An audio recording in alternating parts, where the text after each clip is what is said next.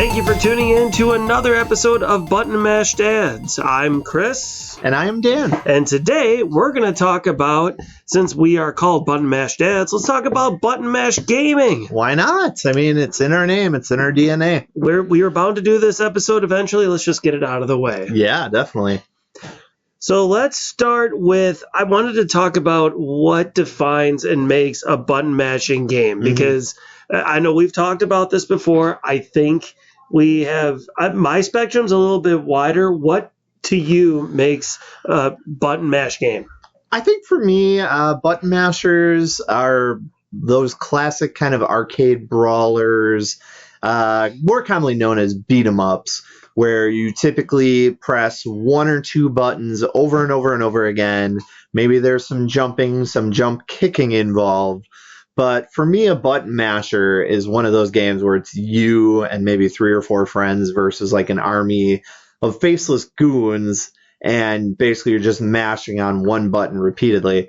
But I will concede that there are some games you could consider a button masher that are really not that style, like fighting games or rhythm games or just games that require you to press buttons repeatedly. Technically, Mario Party, some of those mini games are kind of like button mashers. Some of the mini games are, although I would not consider Mario Party a button No, mash game. I would not consider that a button masher per se, but some of the mini games, yes. It's funny you bring up dancing games. I never even thought of that as a button mashing game, but now that you say it, like, oh yeah, that makes sense. Like, it technically it fits the genre. So that's why I really wanted to bring this up, because for me, when I think of a button mash game, I'm thinking of fighting games. Like, that's what first comes to my mind. Now, the games where like your partner beat 'em up type games, yeah, that could be button mashing too, because you're just mindlessly spamming some buttons to try to get to the end of the level. So I kind of like the idea that we both agree that this can kind of be considered wide open. I'm interested to hear what other people think. And before we do dive in to the first one, I wanted to give a shout out to my friend Dee, who listened to our very first episode, The Games That Shaped Us.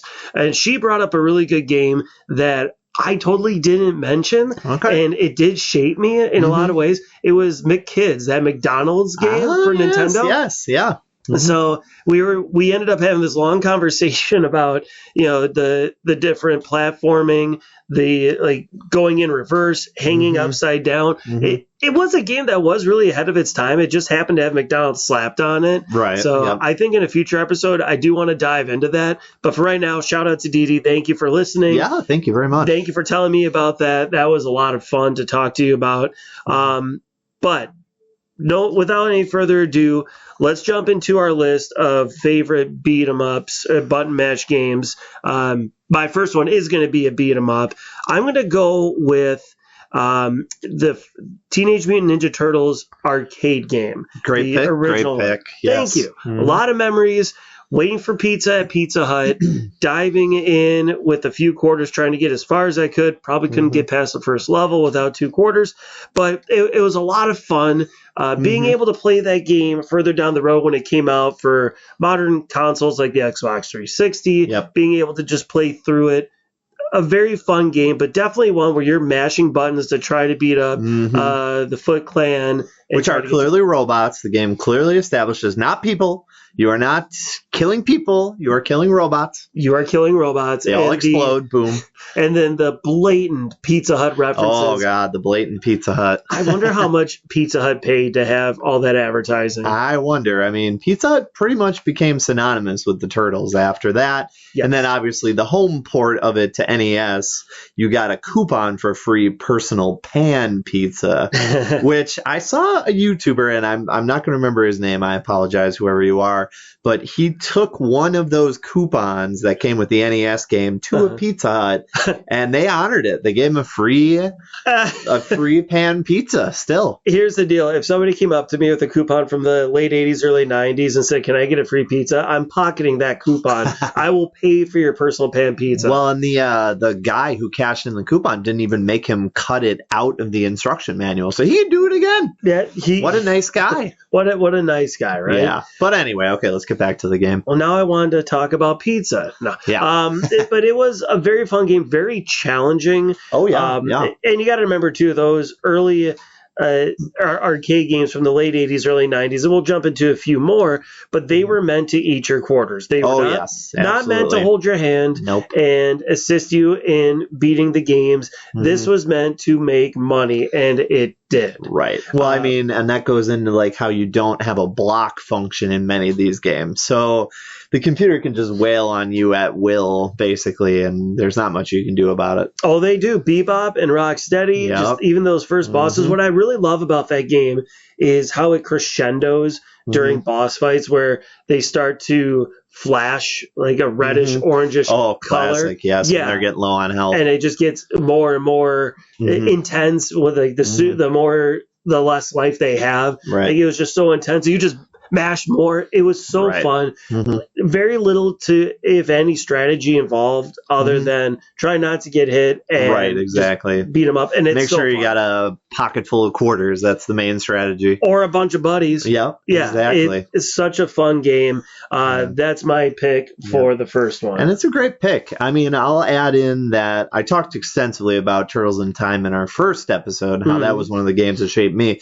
But this game has an even more special place in my heart. I just love how Konami nailed the look of the cartoon. It's almost like watching the cartoon, only you're playing it. And that was kind of like mind-blowing for the year it came out. So it really was. The characters were very recognizable from, if you've watched the cartoon show, which everybody in the 80s did. They really nailed it. With all the villains, the characters, Shredder, everybody. It was really good. Even the way they kind of converted the theme song of the show into the arcade. Basically the attract screen that gets you to play the game as you're seeing the theme song over and over again. But yeah, phenomenal game, great pick, very influential beat 'em up. I don't know what else to say. It's great. So we can count it as a beat 'em up. This meets our criteria. I'd say this is like the definition textbook of beat 'em up. All right, I'm going to give you a little foreshadowing. My last pick, which you don't know of. That's right. Before we got on air, you said you have a top secret surprise pick, so I'm looking forward to it. We're going to test it. And I also, foreshadowing, have a Ninja Turtles related pick later, so I will get to that one later. All right, so for my first pick, Chris, welcome to Die! That's right, X-Men. Talking about the X-Men arcade here. This is Konami, early 1992. So a little bit after the Turtles game, and I gotta say, this is peak. This is peak right here. It was a very, very fun game. I remember playing that at many arcades. Now, remind me, was this based off of the cartoon show or more comics? Because I'm remembering it had more of that comic look to it. Yeah, correct. So that's kind of interesting because I just found this out earlier, actually. The arcade game is based on the pilot episode of the 90s cartoon, which was much different than the cartoon we all grew up knowing and loving on Fox Kids, of course, if you watched it in the 90s. So the pilot was called The Pride of the X-Men, and the roster was quite a bit different. The roster of the show is basically the roster of the arcade game. So you've got Wolverine in his cool brown outfit, Cyclops in his full head condom. You've got Storm, Colossus, Nightcrawler, and Dazzler. Dazzler's cool. Dazzler's cool. Dazzler wasn't on the show, though. No. So she was in the pilot,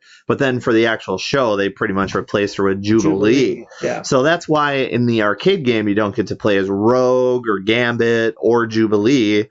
And the villains are all in the arcade game are the ones from the pilot as well. So that's why you get the Blob and you get oh God, forget his name. The fire guy. Yeah, the fire guy. There's like the giant Pyro. Whew, almost lost my comic book lover card there, not remembering Pyro. The giant Colossus machine. Right. They were. It did, and that's why I asked, was it based on the comic or the cartoon? Because, if you play it, it's like, oh yeah, this has a similar art style to the cartoon, but it definitely kept that comic charm. So it's a great blend of both. Shout out to Konami for that. Konami was really good at making these love letters to their source material. Correct. And I just also want to shout out on YouTube, if you want to watch the Pride of the X-Men, the pilot episode of the 90s cartoon there, someone very nice has uploaded a rip from a VHS release,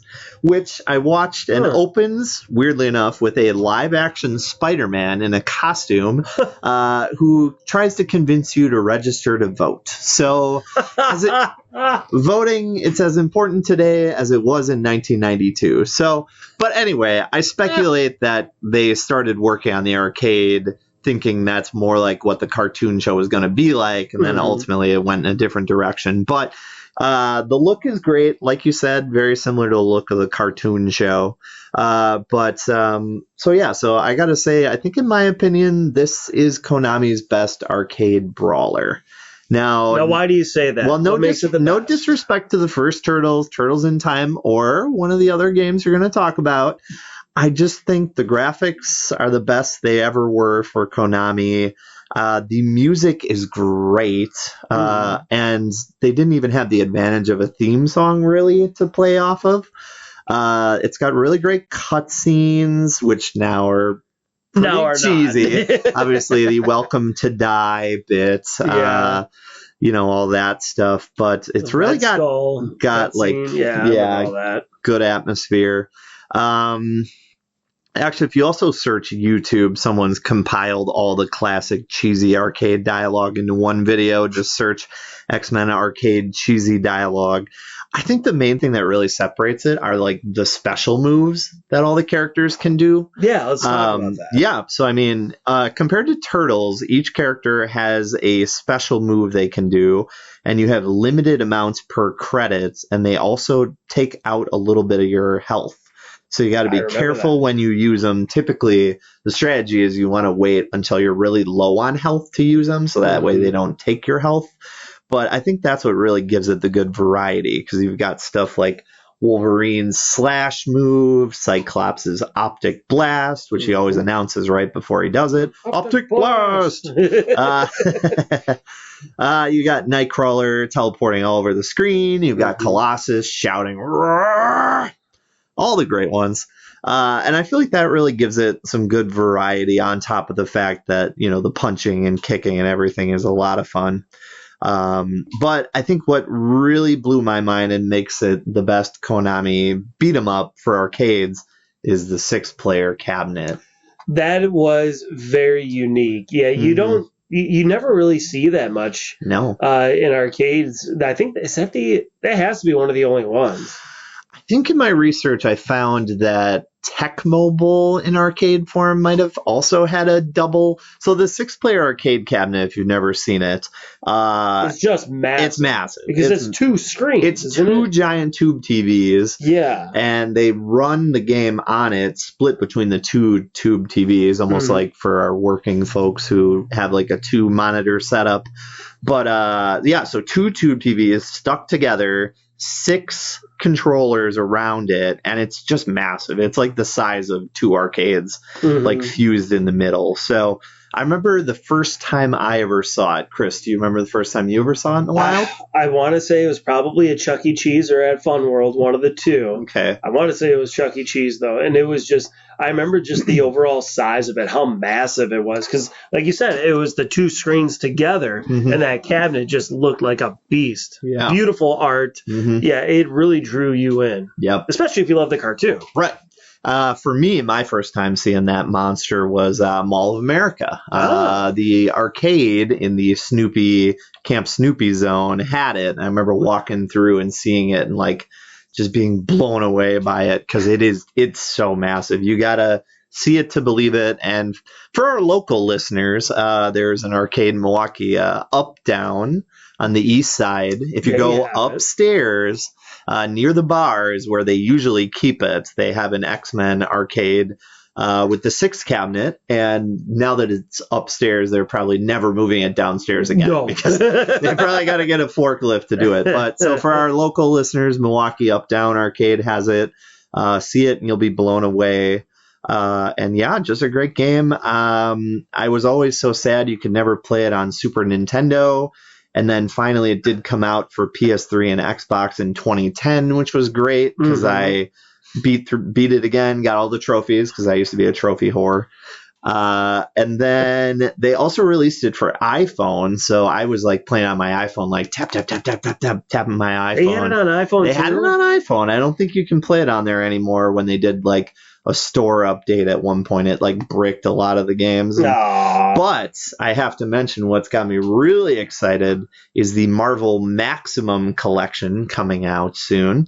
That's the one that will have the X-Men arcade in it, but also Spider-Man Venom Maximum Carnage, Captain America the game, and these all could have come up later in this episode, but I'm going to save them for Button Mashers Button Mash 2, the re-button mashing, which I'm sure we'll get to next year. You could probably do one on just all Marvel games, to be honest. Honestly, I got enough to do like 5 or 6 of these episodes, but we'll see how many we get to. But so that's my first pick. Like I said, I think it's Konami's Ultimate Arcade Beat 'em Up.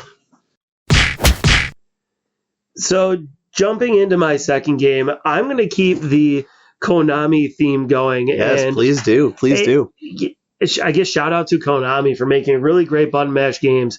My second choice is the Simpsons arcade. Nice. I remember going to our local pizza place, Marty's Pizza. Marty's. We got to pour out some liquor for Marty's. The Brookfield one closed. Luckily, the Delafield one is still holding on. Still open. Still anytime I'm out there, I get some of that nice brick-shaped pizza. Oh, so darn good. Regardless, that game was also so darn good. What I loved about that, and going back to the Konami thing where they take a pilot episode of a show like X-Men and build a whole entire game around it that still holds up pretty well today. Simpsons arcade game was the exact same concept. They're talking about season 1 probably only had 1 or 2 episodes to go off of, right, and created an entire game based off of it. They really did nail the characters, the locations, having the Simpsons theme songs. I know you mentioned that they didn't for the singing X-Men, it earlier, but they didn't have it for the X-Men. Right. But they did for the Simpsons, and based all the audio around that, it was so well done. And getting the actual voice cast for most of the characters. Now, I believe they were not able to get the voice of Mr. Burns and Smithers. They weren't. But and you can tell if you play the game. But they did get all the other cast members, Julie Kavner, Dan Castellaneta, and the rest. Yeah. And I think it really helps that, like, when Homer's punching, you hear Homer say something, or when he gets hit, he's like, "Doo!" Yeah, and Bart and Lisa. It really, like, enhances the atmosphere of the game, for sure. And this is back at a time, too, where voice acting in video games was pretty much non-existent. So to have the actual voices adds a lot of legitimacy to it. Very fun game, kind of like you back in the 2010s. It came out for the Xbox Live Arcade and PS3. I had it. I did too. 100% trophy did. Yep, again. trophy hunter. I was a trophy horror. Yep, I am too. Self-admitted. We can talk about that'd be another episode. I'm recovering now. I haven't chased a trophy in about 10 years, but I feel like I could slip back in at any time. we should keep, what are they, like the coins that they give you for however many years it's been staying sober. Oh yeah. There you go. Yeah, my chip for trophies. Yeah. But it was a very fun game. It got progressively harder, but also progressively weird.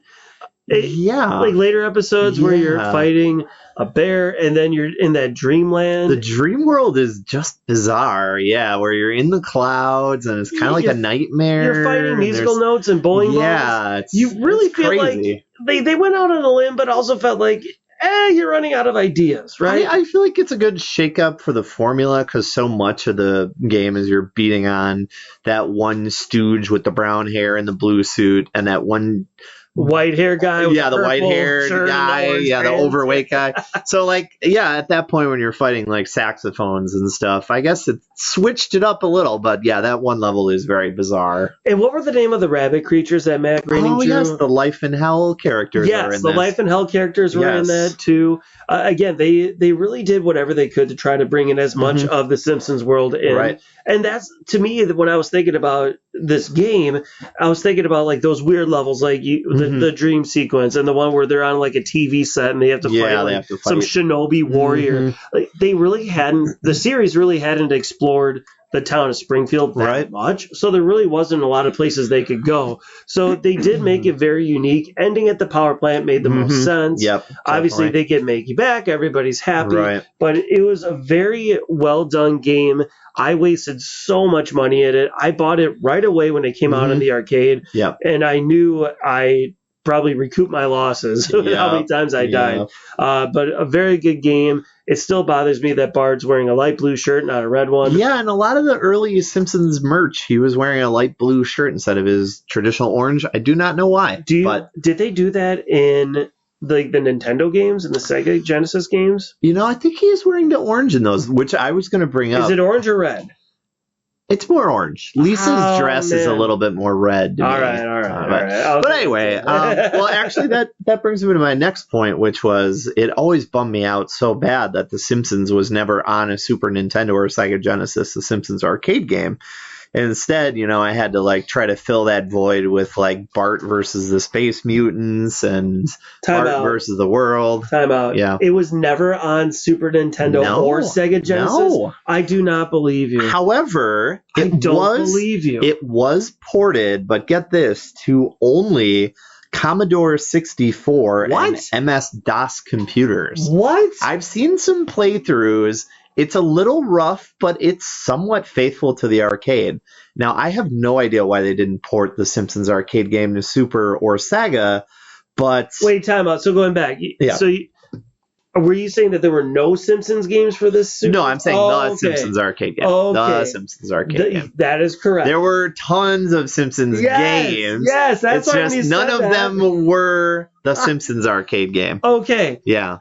That's fine. I thought you were saying there were none for the Super Nintendo. No. There were tons. That's what the challenge like. None of them were all that great, and the Simpsons arcade game is great. Yeah, there's like some Krusty Burger games. Yeah, there was Krusty's Funhouse. There was an Itchy and Scratchy game, Virtual Bart, and Bart versus the Space Mutants. Just so many. Yeah, and they're just cash grabs. Basically. And while the Simpsons arcade game is a cash grab too, it'll grab your cash. Literally. But it was so well done. So I'm sorry. I thought you were saying there were none. No. BS. Right. No, that's not what I was saying. But, you know, the great thing is they did eventually come out with an arcade 1-up where you can get the Simpsons game. And you have it, don't you? No. Our good friend JJ, if you're listening, JJ has it. But if I ever see it on Facebook Marketplace, I might have to indulge myself and get the Simpsons arcade run out of space in my basement. But the arcade 1-up is really nice, too, because it comes up with the Simpsons bowling game. And now, Chris, I have to bring this up. Yes. I don't want to, give you too big of an ego here, but you are a world record holder for the Simpsons arcade bowling. I am. So let's talk about this. So shout out to Doc Mack, who runs Galloping Ghost Arcade in Brookfield, Illinois, which I believe now is the world's largest. Greatest as well. Yeah, it doesn't matter. It is the world's greatest. If you're ever in the Chicagoland area, please go check them out. Yes. They are amazing. They are. Doc is a phenomenal human being with great stories to tell. But they have the Simpsons bowling game, and we were talking to Doc Mack. We went to the arcade on a slow day, and this arcade has all the world record holders for pretty much every arcade game that they have. And they also have the arcade high score as well, and you can try to beat it. Yep. So I was on a mission to try to get a high score for one of them, and I did. I think it was Off-Road Fury. I got one of the high you were in the top 3, I think. I was at the time. I think I've been It's probably been knocked off, yeah. It has been. I know the last time I was there, I checked it was. But I was on there for a minute. But he goes, hey, do you want to get the world record in Simpsons bowling?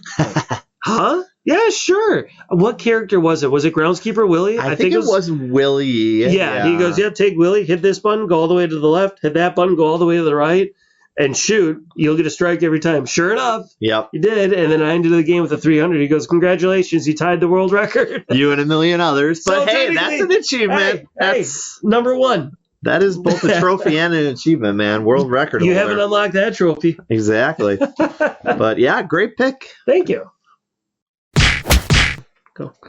All right, for my next pick, Chris, I'm taking us up north, way up north to Okay. Toronto for Scott Pilgrim versus the World, the game. I love that game. That's so great. It is a good pick. Yes. It was originally released downloadable only in 2010, so it came out right around the time of the Michael Cera starring live action movie from 2010. And when the game and the movie came out, it like kind of hit perfectly for me because I was basically in the same life spot as Scott Pilgrim was. Just an underachieving, single, dorky doofus, loved video games, but had no idea what he was doing with the rest of his life. Mm-hmm. I remember seeing it in theaters opening weekend. Chris, did you see it in theaters? I did not see it in theaters. Okay. I did see it many times. I think I watched it with you a few Yes, times. yes. But yeah, that was at like the height of Michael Cera's like popularity. Right.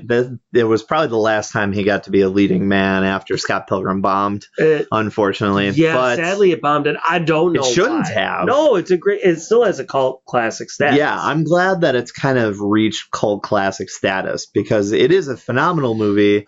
It's sort of a video game movie, but sort of not. Like it's not based on a video game. It's based on a comic by Brian Lee O'Malley.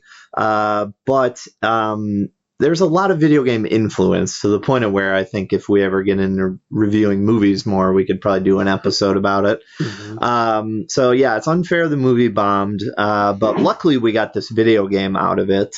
It's a classic style beat 'em up, and I think it kind of kicked off this new second wave of beat 'em ups that we're in right now. I would agree, yeah, because all the modern games that have followed the modern beat 'em up style, yeah, they definitely pull a lot from Scott Pilgrim and all the risks that Scott Pilgrim took.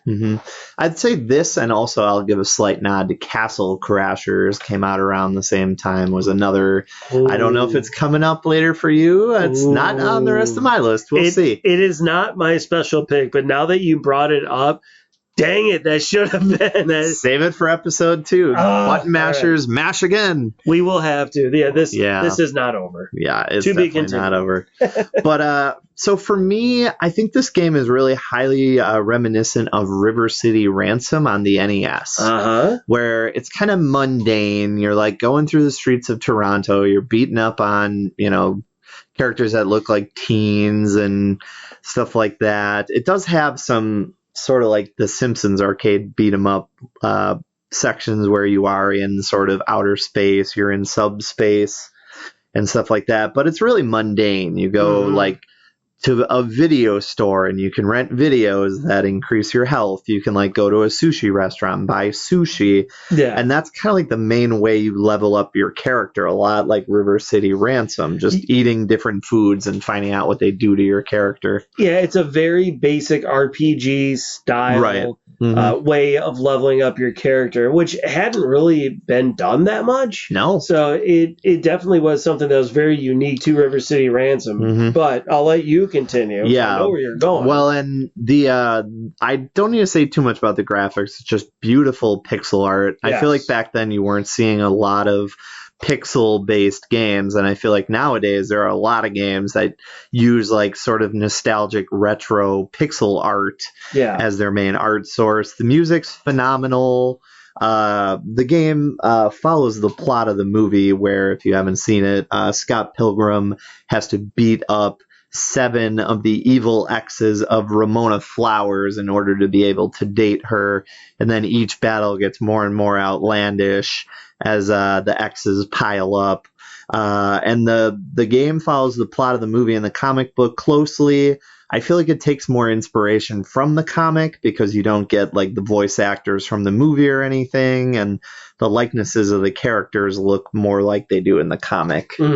So, and 4 playable right away. You got Scott Pilgrim, of course, Ramona, and then you get the band members from Sex Bob-omb. You got Kim and Steven, and then they later added Knives Chow as a DLC character. So 5 characters, that's a pretty good variety. Yeah, and like just kind of going back to what we said before, like modern games, and I know we're going to bring some of them up, but like some of the more modern side-scroller beat-em-ups are definitely they definitely take a lot of what Scott Pilgrim did. And like you said, it was one of the first games that really went from in a generation where everybody's trying to make the most realistic graphics possible, Right. like the Call of Duties, the Halos.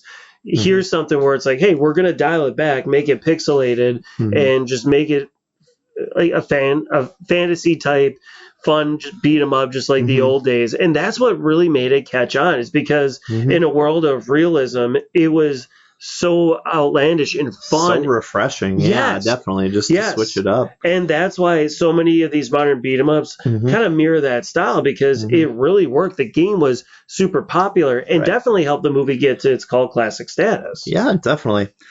So yeah, I played this a lot. I was going for all the trophies on the PS3.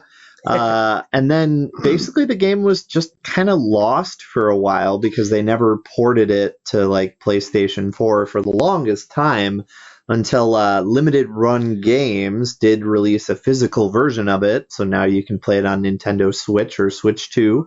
And I was like, I wanted it so bad, and it never came out on Wii U or anything. So once it finally came out in physical form on Switch, I of course had to snatch up a physical copy. And then luckily we're also getting a sequel. Scott Pilgrim EX, the game, actually just released recently. I haven't played it yet. I do have it on order, and I'm waiting for my physical copy. So Limited Run, get that to me as soon as you could, please. And I will be playing it. And Button Mashers Mash 2, I'll probably be talking about that one too, because it's got a lot of the same people who worked on the first one, and looks fantastic. So I will be over with a bag of Doritos. Let's play it. Heck yeah. So I will end by saying I am in L word with that game.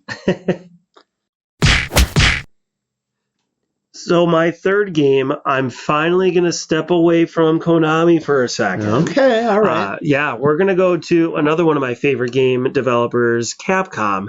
This game came out in 2000. Now, this is, to me, a true button mashing game because it's a fighting game. We're finally getting into fighting games. I gotta give some love to the Mortal Kombats of the world. And just spoiler alert, they're not on either of our lists. Not because they're bad games. They're terrific games. We could talk about Mortal Kombat for a whole episode. But this game, I think, outperforms it in a lot of ways, with a very robust roster. It's Marvel vs. Capcom 2. Yes. New Age of Heroes. And the reason I picked this one is this was one that was ported to PlayStation 2, Dreamcast. And this is at an era where side by side arcade games and home console games were very much neck and neck. It almost was at the end of the era for the arcades where home consoles were really catching up. They were really there at this point. So there really wasn't much left that arcades could bring. So arcades really started to fizzle out at about this time. Kind of, sadly. Yes. Yeah. But this game was arcade and home console, and obviously it's a combination of all the Marvel characters and Capcom's robust lineup. There are 56 playable characters. Which is insane, that player selection for screen. A fighting game? Yeah, like look at the roster of the first game. How many characters are in that? Like 16 or so? It's not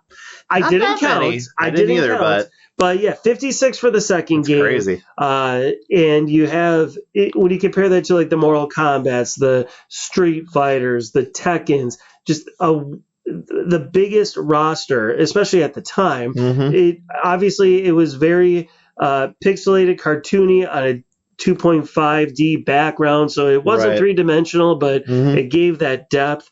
Very fast-paced music, fast-paced gameplay, 2 kick buttons, 2 punch buttons. So now we're really getting into that fighting genre where you can do combos if you know the different commands and okay, down, left, strike gives you this.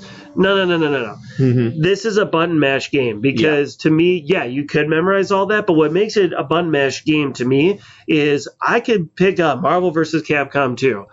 I don't know a single command or combo to save my life, but I will mash those 4 buttons and wiggle that joystick like an idiot to try to get some combos. A very fun game. The only combo I know is Hadouken and Get Over Here. Those are like the 2 I know because they're the easiest.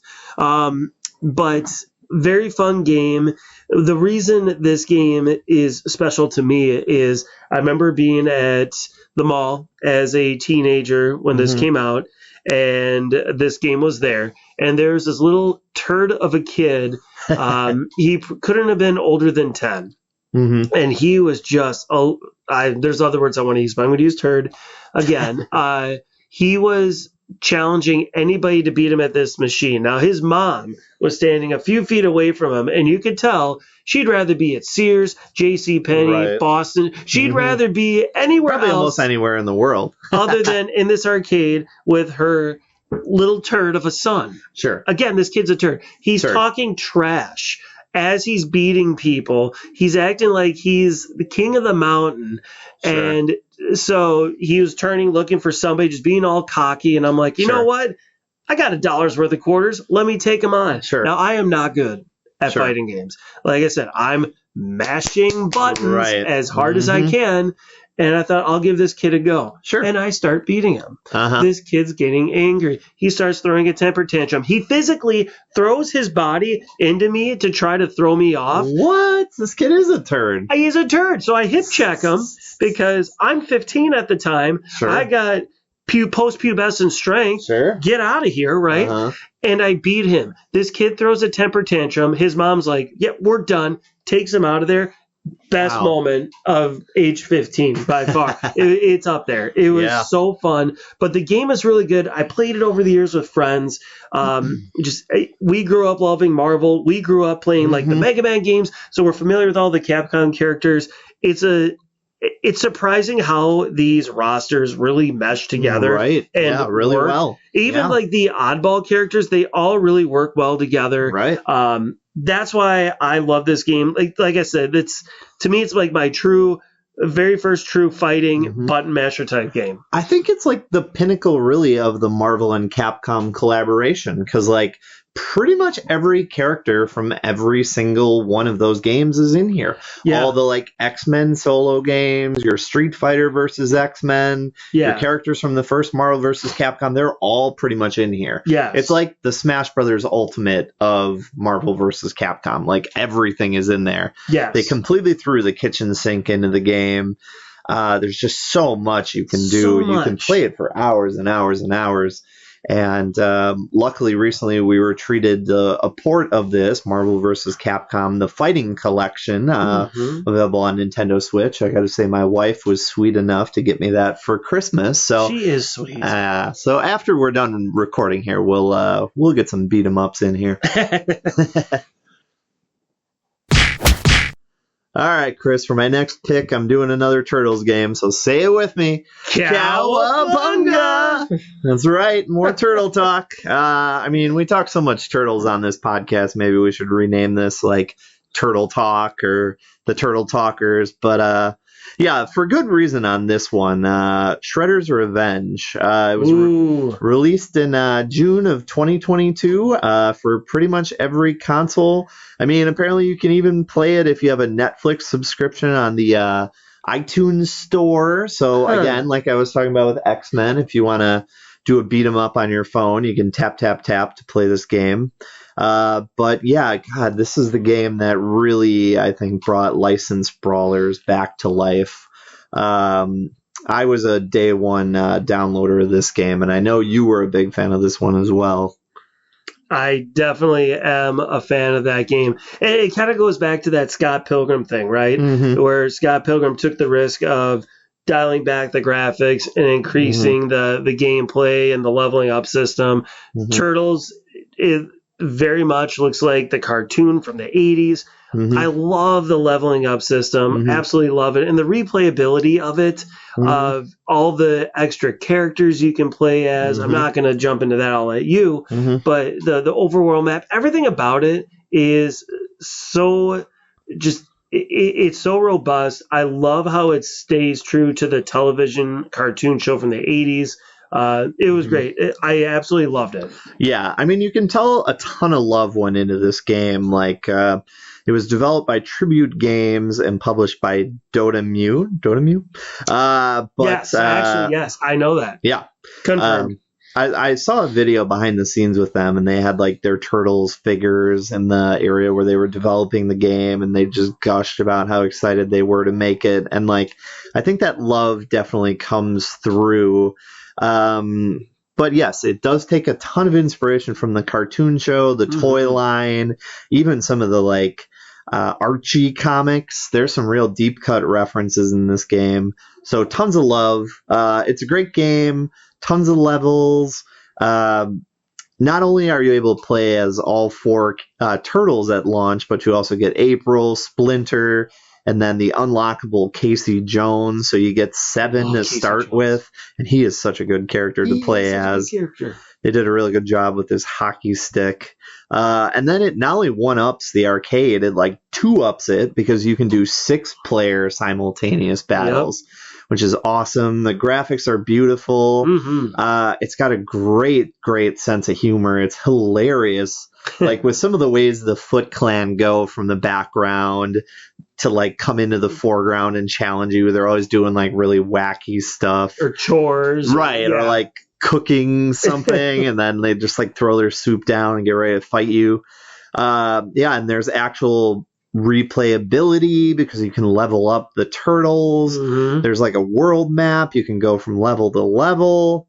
And that kind of reminds me of the NES Turtles game where you have that overworld map. That's what it always reminded me of. So again, it pays homage to a lot of the classics. Yeah, it really does. Like in a way, I said the original Turtles games were kind of like playable cartoons. Like this one, having the actual voice actors gives it even more authenticity. Yes. And I got to tell a brief story, about how I met the voice of Raphael and countless other cartoon characters, Rob Paulson, at a Milwaukee comic convention recently. And he's just sweet as can be. Very nice man. He was so generous with his time. I put my son in his Ninja Turtles outfit, and he like kind of got a spark of joy from that and said he loved seeing the turtles getting passed down. So just had to mention that. Meeting Rob Paulson, getting him to autograph my Raphael figure was great. I also got to give a shout out to the music of the game done by T. Lopes.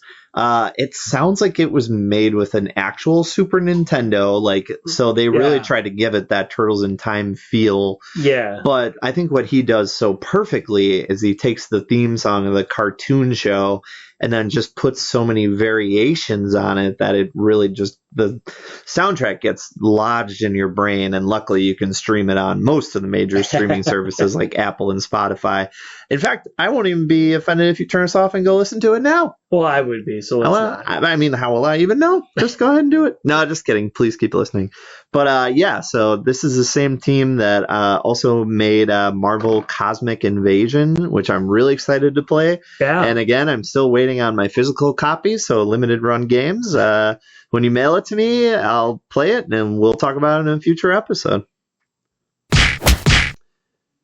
So I got 2 more picks. All right, lay them on me, bro. And this one, I'm going to stay in the Capcom camp. Okay. With a 2001 release. Now, this game actually, and I was surprised to find this out when I was doing my research, this started out as Resident Evil 4. Yes. Resident Evil 4 went through a bunch of iterations before it became the Leon beating up on creepy European villagers game that we all know and love. And absolutely love to that. Absolutely. But this is Devil May Cry. Yes. Which features a demon hunter, Dante. He uses guns and swords to fight supernatural enemies. Dante's half demon, half human. He runs a business called Devil May Cry. He hunts down these demons. It involves a lot of hack and slash combat. Right. It relies heavily on combos, like it counts out how many hits you have, and then you get these orbs. They have the combat system features different ranks, like on how your style is. Right, like so, S rank is the top. Well, but they use words like crazy, dope, stylish. So it was different. Sure. So it rewards you for being smooth with how you play the game. Yeah. Instead of just like trying to mash buttons. Like if you're able to create some sort of rhythm to it. It rewards you for Right. that. Mhm. But it was going to be Resident Evil 4, but the over to the top nature of it, Mhm. just they decided to let's explore this route. Right. Very fun game. Not much else I wanted to dive into on it other than when we're talking about button mashing games and you're surrounded by hordes and swarms of these Mhm. demons, having the sword and the gun Mhm. was a really, again, this is back in 2001 where realism is important, but just having a unique, fun game is also just as important. And just with Right. how unique this game was, Mhm. and it hadn't been done like that before, Right. a very fun game. Mhm. Yeah, definitely. Yo, Joe, we're talking G.I. Joe Rise of Cobra. Great game. Yeah, thank you. I know one of the things that you and I bonded when we were in college over was the G.I. Joe public service announcement parodies. Oh my gosh. Oh, yes. Spent so many hours watching that on YouTube. Those are so hilarious. Yeah. Pork chop sandwiches. So many good ones. Yes. Who wants a body massage? Body massage. I hope my kids don't YouTube it. Please don't. They're so stupid now, but Yes. in the pre-YouTube days or the early YouTube days, those things were like comedy gold. Our bachelor days. Basically. Yeah. But yeah, in my opinion, I think this might be the best G.I. Joe game we've gotten yet. It is pretty great. The only other real contenders to me are the two NES games, which are also by Konami, and the G.I. Joe arcade game, which is pretty good, but for the purposes of this conversation, I don't think it's really as much of a button masher. It's kind of more of a third-person endless runner shooter kind of game. Really great graphics, that classic Konami production, great sound, everything, but not much of a button masher to me. So that's where Rise of Cobra comes in to be kind of like the 80s and 90s arcade button masher that we never got, but for today's audiences. And it would have fit well back in those. Oh, yeah, absolutely. I think the game is very descendant of Turtle Shredder's Revenge. You know, it's definitely an homage to the cartoon show. Mm-hmm. It even opens in a similar way with like a redo of the theme song with like a hand-drawn version of it. And then tons of Easter eggs about G.I. Joes all over the place. You fight random characters that you probably only remember in their action figure form. There's stuff in the background like vehicles, all kinds of Easter eggs. And yeah, the sound is great. The graphics are great. You get to play as 4 characters. You get Duke, sort of the typical leader. Snake Eyes, the silent ninja, who I love, my favorite Joe. Scarlet, and you get Roadblock. And then there's 2 unlockables. You've got Gung Ho the Marine and Ripcord.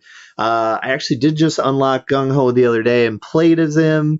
He is like a walking cheat code, man. He can like call in like 4 or 5 extra fighters. He's really fast. He's great. But yeah, so it's definitely a G.I. Joe fan's dream here. You get to fight against all the classic Cobra characters, Destro, Baroness, Dr. Mindbender, and of course in the finale, Cobra Commander.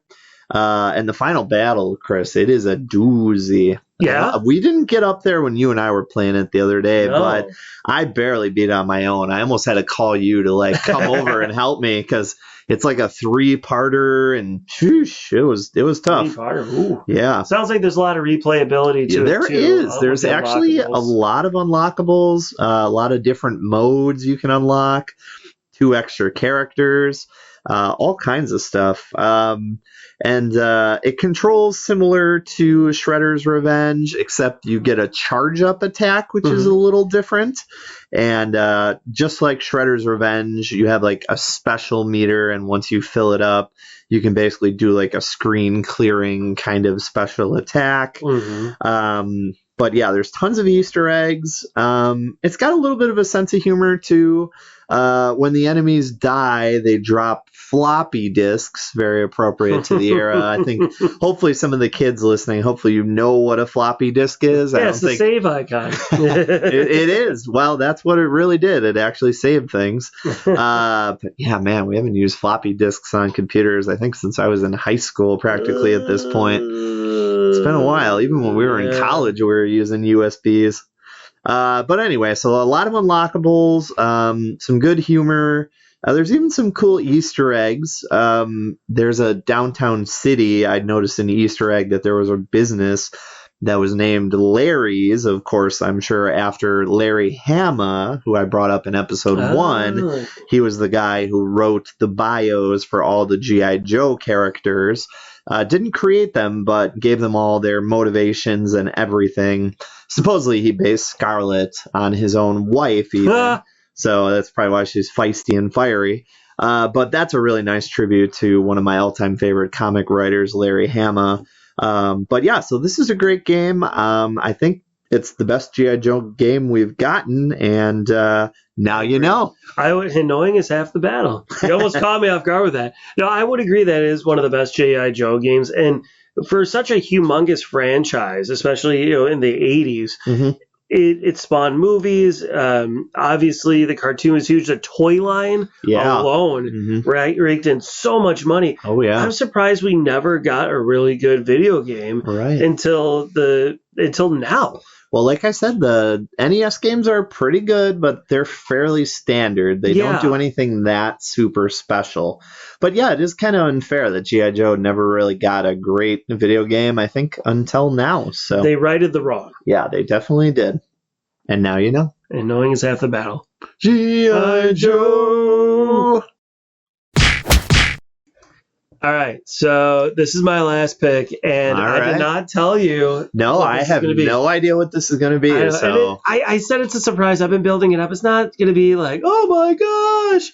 It's not going to be that terrific, but it is one of my favorite Xbox games. All right. And before I do give my last one, I do want to shout out 2 games that almost made the list. I brought up Mortal Kombat. Such a great franchise. Yes. Really kicked off the home console fighting games. And then Soul Calibur series, like Soul Calibur 2. But you could play as Link. Come on. Right. So, for the GameCube at least, or Spawn. It's such a great game. But this one is made by Tecmo. Excuse me. Tecmo, yes. This is made by Tecmo. It is based on an NES game and brought back to life during the Xbox, PlayStation 2 era. Ninja Gaiden. Ninja Gaiden. All right, great pick. Yeah, Thank you. I wouldn't say a traditional like side-scrolling beat 'em up, but it is not. But it is, I would say, by definition, a beat 'em up and a button masher. It is. Thank you. Thank you for agreeing with me on this. I love this game because the story is really good. The fighting is top notch. I did go back and play it. It holds up. It is fantastic. Yeah. Love this game. The combos you can do, just the endless waves of enemies that come to you. The difficulty is off the charts fun. The team at Team Ninja did a really good job of blending the graphics, the fighting, and just the difficulty. It's a wonderful game. Ryu Hayabusa is the ninja that has to go through various levels to, right the wrong, obviously. Right. But it just the fast-paced action of it, it's a great hack and slash. Mash some buttons. Really hope you get a good combo. Love the game. And did you ever play it?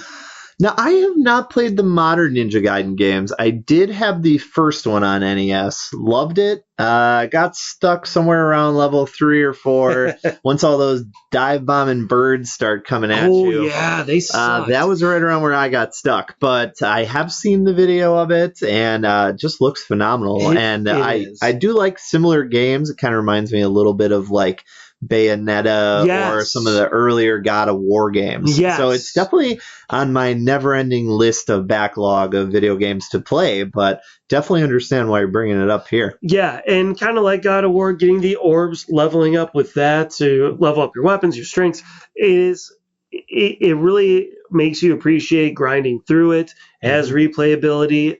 Again, very fun game. That's my last pick. Nice. Hopefully I went out with a bang. All right, my last pick, going back to the Marvel Universe here for Marvel Ultimate Alliance 3, The Black Order. So this was a 2019 Switch exclusive, and it ties into your last pick, Chris, because it was developed by Team Ninja. Was it? Yes. Oh, the look Ninja at that Gaiden. I had no idea you were going to pick that as your last pick, but yeah, we didn't even plan this. Look at us. Yes, but yes, the Marvel Ultimate series, if you haven't played it, it was born out of the X-Men Legends series. So this is more of kind of like a dungeon crawler action RPG compared to some of my other picks here, because you can actually level up your characters and their attributes when you defeat enemies. And you get bonus attributes when you pair certain comic characters up. Like if you pair a couple of the Avengers, you get a team of 4 at a time. So it's kind of like Gauntlet Legends in a way that there's 4 Marvel heroes or villains fighting together at a time, and you can kind of like swap them on the fly. Yeah. So, and you get bonus attribute points if you pair up, like, let's say Spider-Man and Venom, or some of the X-Men, or some of the Avengers. But the story of this game is kind of like similar to what was going on in the MCU movies at the time. So this is like an Infinity Stone kind of plot. And a lot of the bosses are Thanos' children, Thanos' henchmen as well, the Black Order. But it's a great roster, total of 53 characters. So we're almost pushing into Marvel vs. Capcom 2 level of how many characters there are. Wow. Yeah, it's a lot. It's a really great blend, I think, of like classic Marvel characters, but you also get the more modern ones that didn't even exist back in Marvel vs. Capcom 2 times. Like you get Miles Morales and the Ghost Spider, aka Spider-Gwen. And then there's even more downloadable characters if you fork out for the DLC. Those are slightly more deeply cut characters like that. But it doesn't feel like a ripoff because you get a very full roster. But the game starts out, you play as the Guardians of the Galaxy, which is really awesome. Big fan of the Guardians. Huge fan. Yes, love them. James Gunn, by the way, he is so brilliant. I just finished Peacemaker Season 2. I know you're a big Peacemaker guy. Have you gotten around to it? Yes, I know you love John Cena. I do love John Cena. Yes, I did finish Season 2. Terrific. Yeah, it was James great. Gunn is amazing. Yeah. My 2-year-old, she loves watching the Baby Groot series. Oh, nice. I thought you were going to say she loves watching Peacemaker Season 2. No, but she does watch the Guardians of the Galaxy Christmas special. She thinks that's hilarious. That's a great one. Even though there's quite a bit of bad language in it, but she's 2. She hasn't quite picked up on it yet. Yeah, but she won't be watching it for much longer. But yeah, so Switch exclusive still for now. I read some stuff online that some people complained that it's too similar to the first 2 Ultimate Alliance games. It is. It's not really a problem for me because I didn't really play those both all the way through. Like I just dabbled a little in them. And there was, I think, almost like a 10-year gap between Ultimate Alliance 2 and 3. So I think if it ain't broke, don't fix it. I agree. They did make some subtle changes. Yeah. Like nice improvements from the second to the third. The character roster's good. But yeah, you're right. If it ain't broke, don't fix it. But I like the story of it. It was great to dive back into it. It felt very familiar, but with some subtle changes. It was great. Yeah, definitely. And I got to end on a rumor that I heard recently. So Ultimate Alliance, the first one, came out for almost every system at the time when it was released in, I'm going to say, around like 06. Because I was in college. Yeah, probably almost 20 years. But the system that it didn't come out for was the Nintendo GameCube. And the rumor that I heard was that Link and Samus were supposed to be playable in the GameCube version of Marvel Ultimate Alliance. However, apparently the developers showed the Nintendo people what they looked like on a PS2. Oh, So Nintendo apparently Nintendo doesn't like Sony Right. for a lot of reasons. Right. So Nintendo apparently seeing Link and Samus running around on a PS2 were like so mad they canceled the entire GameCube game. God. Now this could all just be rumor and hearsay. That's just what I heard. But could you imagine getting to play with Link and Samus and the Marvel characters in the same game? I can, and I think that rumor. I think there's some legs to it because bringing up Soul Calibur, where Right. Link was a playable character. Nintendo was letting their characters be in other games back then. SSX 3 had the Mario guys. Yeah. NBA Street 3 had the Volume Mario 3, guys. yeah. You could like dunk on LeBron with Yeah, Mario. It was great. I could do a cross move on LeBron. Right. Yeah. Wow. I wonder. Man, I would love to know if that rumor is true. But just who's a dumb developer, especially the history Sony and Nintendo have, Right. all that bad blood, Yeah. and to bring in a PlayStation 2 and be like, hey, here's Right. Link. Get out of here. Well, it did come out for Wii, but I mean, it had this hypothetical GameCube game with Link and Samus for the original Marvel Ultimate Alliance game come out. That might have been the definitive version of the game. So, And you know what? I think the GameCube was the only system where there was a lot of that crossplay. Because I think Nintendo's really trying to push the system. And how do we do that? Let's just throw Mario and Link Crossovers. and Samus Yeah, and exactly. Crossovers the city. Mhm. And they haven't really done it since. Yeah, definitely. Wow. What a note to end on. Yeah, definitely. All right, Chris, before we get out of here, I got a hypothetical for you. Let's hear it. All right, Chris. Yes. So let's say out of our entire list, you can only pick one game. The rest are wiped from existence. Which one game would you save to play with your kids? Your list or my list? Okay, good. What is the one game? And if you're struggling, I think I got mine. I've got it narrowed down to two. It's either going to be Ultimate Alliance 3 because my kids and I love watching the Marvel movies. We're finally caught up. Okay. And there are like 49 to catch up on, so props to you.